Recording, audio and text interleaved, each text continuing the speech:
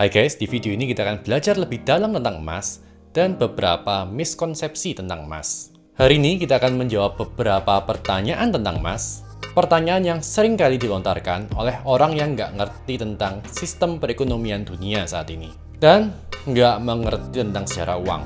Nah, kamu nggak akan mengerti tentang emas sebelum kamu paham betul tentang sejarah emas. Jadi kita akan membahas banyak sekali pertanyaan dan kita akan flashback hingga 2500 tahun yang lalu. Jadi pastikan teman-teman simak dan jangan di skip ya guys. Kita mulai dari pertanyaan yang paling umum. Misalnya seperti, apakah harga emas terus naik? Jawabannya tidak. Harga emas tidak naik.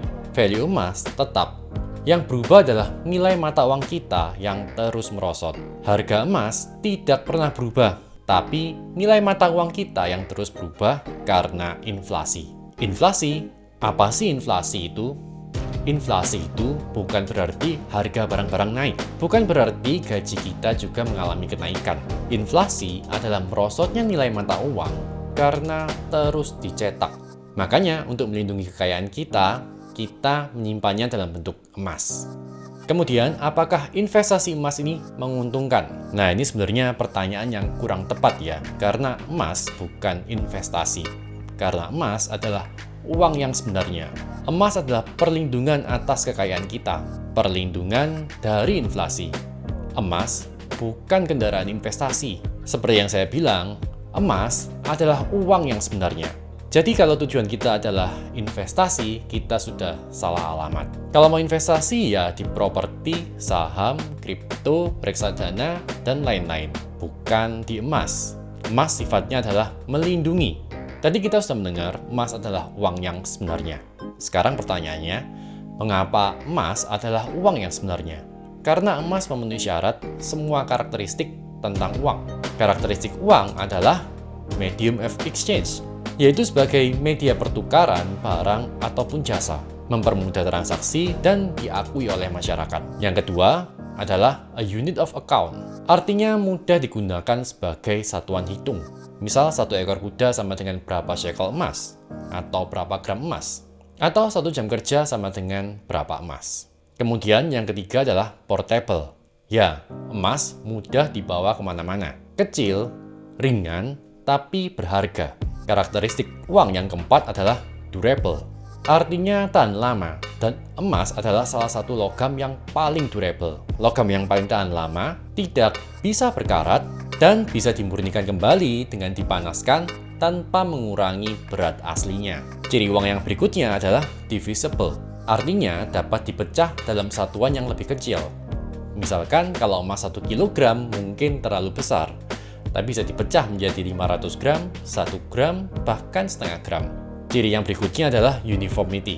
Artinya, emas di Mesir dengan emas di Cina dengan emas di Indonesia nilainya sama. Nggak ada ceritanya 1 gram emas di Cina dan 1 gram emas di Mesir berbeda harganya. Tentu dalam case ini adalah emas 24 karat murni. Meskipun zaman dulu ternak juga dianggap sebagai sebuah simbol kekayaan, tapi ternak nggak bisa dijadikan sebagai mata uang ataupun uang. Karena ternak yang satu dan ternak yang lainnya tentu berbeda. Ciri uang yang berikutnya adalah limited supply. Emas nggak usah ditanya lagi, jumlahnya sangat terbatas dan susah sekali untuk menambangnya dari dalam perut bumi. Meskipun dengan alat yang sudah modern seperti saat ini. Bahkan ada lebih banyak besi yang ditambang dalam 1 jam dibandingkan jumlah emas seluruhnya yang ada di dunia. Dan ketika habis, emas tidak bisa dibuat lagi. Ciri yang berikutnya adalah store of value, atau tidak bisa berkurang nilainya meskipun dalam jangka waktu 5 ataupun 10 tahun lagi. 1 gram emas tetaplah 1 gram emas 5-10 tahun lagi, dan mungkin punya purchasing power yang sama. Hal ini tentu saja berbeda dengan mata uang, yang nilainya makin lama makin menurun karena inflasi. Dari semua karakteristik uang itu, hanya emas dan perak yang bisa dijadikan sebagai uang. Jadi sejak zaman dulu kita mengenal uang itu ada 2 logam, yaitu emas dan perak. Tapi kali ini kita akan membahas tentang emas saja, karena kalau kita juga membahas perak itu bisa terlalu panjang durasi videonya dan bisa menjadi satu konten sendiri. Nah, sekarang bagaimana dengan logam lain selain emas dan perak? Apakah juga bisa dianggap sebagai uang? Logam berharga kan nggak cuma emas saja. Ya, betul. Tapi logam lain seperti tembaga bisa berkarat. Artinya nggak memenuhi syarat durable dan store of value. Kemudian ada logam lain yang cukup langka juga, yaitu platinum.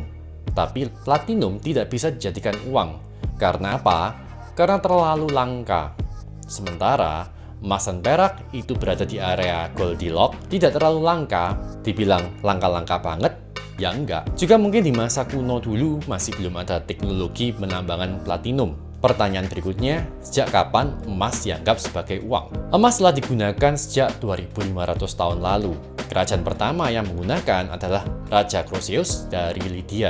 Tepatnya tahun 550 sebelum Masehi, Raja Croesus mengeluarkan dekrit yang mengatakan bahwa emas adalah uang yang diakui oleh kerajaan.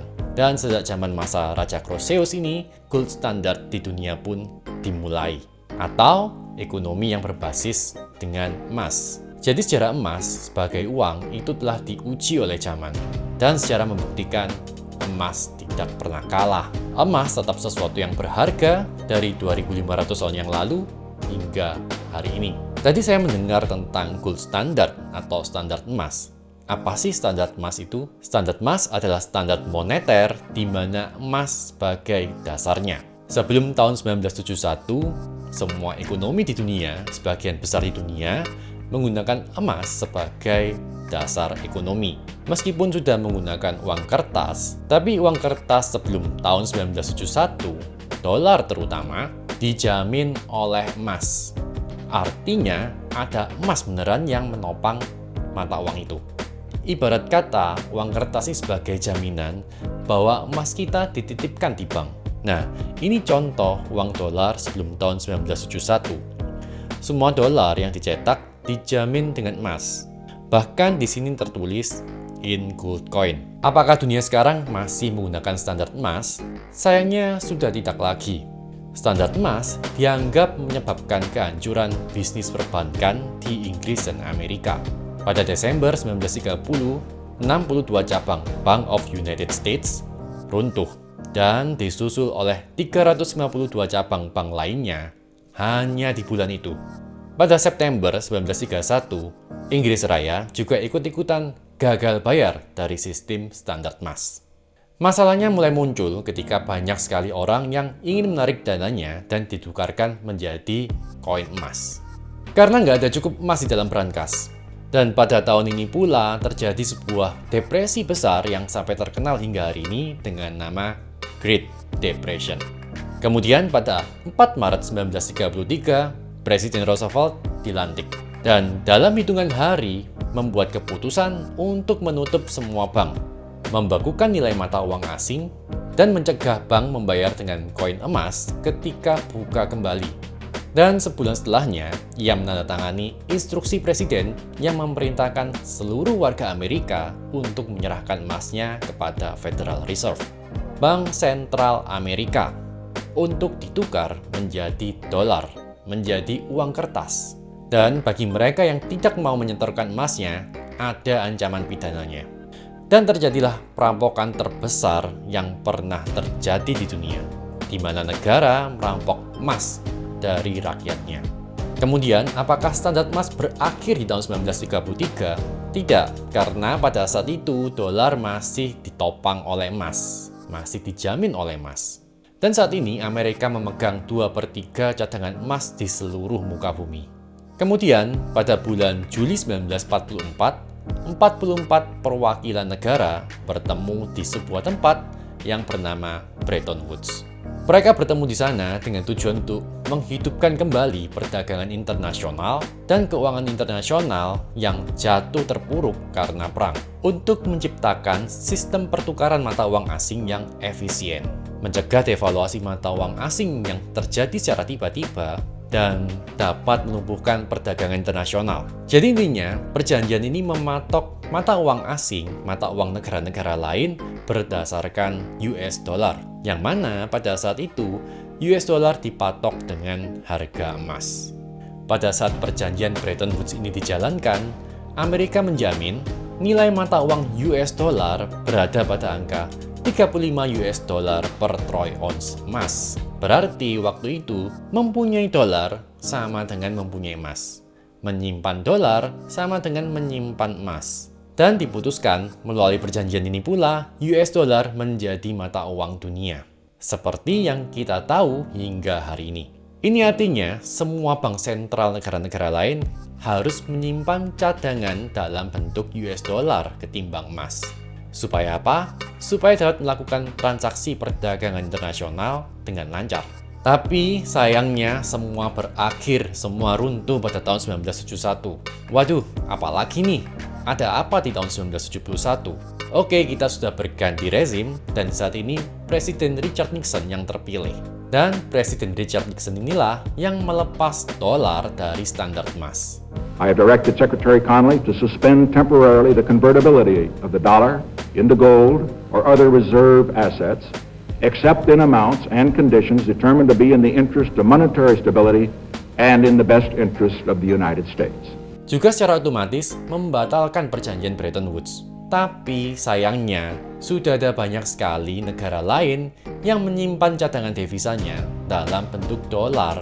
Dan US dollar yang dulu ditulis in gold coin, sekarang ditulis in God we trust. Artinya, mata uang US dollar ini menjadi bernilai karena faktor kepercayaan saja. Nggak ada nilai intrinsiknya karena nggak lagi dijamin oleh emas. Ini yang menyebabkan inflasi terjadi di mana-mana. Dan seluruh dunia, termasuk kamu, sudah kena prank guys. Ketika Presiden Richard Nixon melepas US dollar dari standar emas, runtuhlah ekonomi yang berbasis emas di seluruh dunia. Kini, ekonomi dunia berbasis US dollar, mata uang yang nggak dijamin oleh apapun. Dan sejak saat itu, harga emas merangkak naik hingga hari ini. Karena apa? Karena nilai mata uang yang terus merosot. Kemudian, apa sih bedanya mata uang dan uang? Dalam hal ini, emas. Nah, ini adalah masalah terbesar yang terjadi di dunia saat ini. Yaitu nggak paham tentang beda mata uang dan uang. Juga nggak paham tentang sejarah emas dan mata uang seperti yang sudah kita bahas di poin-poin yang sebelumnya. Dan ini bukan tentang kurangnya pendidikan, tapi kurangnya critical thinking dan kurangnya kemauan untuk mencari informasi yang sebenarnya. Makanya, salah satu misi dari channel ini adalah membebaskan kita dari dogma atau pikiran yang menyesatkan. Kalau kamu belum subscribe, silahkan klik tombol subscribe ya guys. Oke, kita mulai dari mata uang. Mata uang nilainya terus merosot. Dapat diproduksi kapanpun dan dicetak oleh pemerintah. Mata uang adalah buatan manusia. Mata uang nggak punya nilai intrinsik. Dianggap berharga karena dijamin oleh pemerintah dan dipercaya oleh masyarakat. Mata uang tidak durable, bisa dimakan rayap atau bahkan terbakar. Mata uang punya masa hidup. Nah, sekarang bagaimana dengan uang yang sebenarnya atau emas? Emas nilainya tetap. 1 gram hari ini sama dengan 1 gram di masa depan. Emas tidak bisa diproduksi lagi, hanya bisa ditambang dari dalam perut bumi. Emas buatan Tuhan, bukan buatan manusia. Emas punya nilai intrinsik, sangat berharga dan sangat bernilai. Emas adalah logam yang paling durable. Nggak bisa karatan atau berkurang nilainya. Emas terbukti berharga dan selalu menang dari mata uang apapun. Jadi saya dengar mata uang punya masa hidup. Apa maksudnya itu? Iya betul, mata uang punya masa hidup atau lifespan. Sebelum mata uang seperti US dollar, pound sterling, dan mata uang yang lainnya, juga sudah pernah terbit mata uang lain. Contohnya German Gold Mark yang terbit antara tahun 1873 sampai 1914. Setelah lepas dari standar emas pada tahun 1914, 10 tahun berikutnya, German Gold Mark nilainya setara dengan tisu toilet. Dan berdasarkan penelitian, rata-rata uang fiat bertahan hanya sekitar 27 tahun saja. Sebelum akhirnya kolaps karena menciptakan hiperinflasi, perang, atau terbitnya mata uang baru. Tapi itu adalah contoh yang sangat ekstrim ya guys. Saat ini pound sterling adalah mata uang yang paling tua di dunia. Berusia lebih dari 300 tahun. Meskipun demikian, nilainya juga sama, terus merosot dibandingkan emas dan perak. Kemudian apakah kita akan kembali ke gold standard? Saya rasa untuk kembali ke gold standard atau standar emas itu sangat susah. Karena kita menghadapi satu power yang sangat amat besar.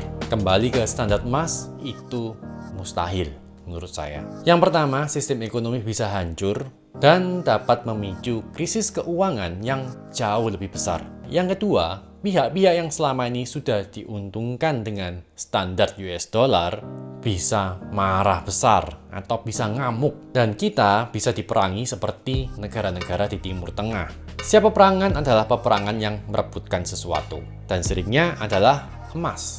Sekarang negara-negara maju sedang berlomba-lomba mengirimkan misi ke luar angkasa. Biar apa? Biar keren? Enggak dong. Karena ada penelitian yang mengatakan ada emas di meteorit, di Mars, atau bahkan di planet lain seperti Neptunus. Makanya, di 2021 saja, budget NASA untuk mengeksplor luar angkasa sebesar 29 miliar dolar. Sementara Cina berada di urutan kedua dengan 8 miliar dolar.